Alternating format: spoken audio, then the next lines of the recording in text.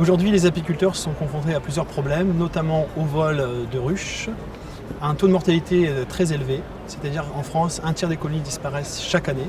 Et ensuite, un besoin pour les apiculteurs d'intervenir sur la bonne ruche, au bon endroit, au bon moment. Pour accompagner les apiculteurs, on a développé un module connecté qui s'appelle Beekeep, qu'on va placer au cœur de la ruche.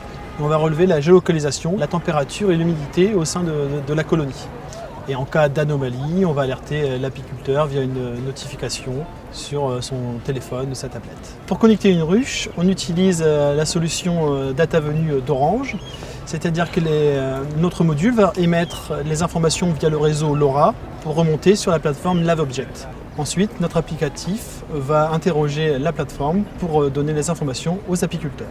Il y avait deux contraintes, la contrainte pour l'apiculteur et la contrainte pour les abeilles. Pour l'apiculteur, il fallait une solution qui soit simple à installer et avec une durée de vie de plusieurs années. Et pour l'abeille, quelque chose d'inoffensif. Donc la solution va dormir pendant 1 heure, se réveiller quelques millisecondes pour ensuite se rendormir. Donc un impact quasi nul auprès de la colonie. L'apiculteur va retrouver l'historique de la température et de l'humidité de sa colonie, l'historique aussi des relevés météo de la station la plus proche, et également le niveau de batterie du module Beekeep.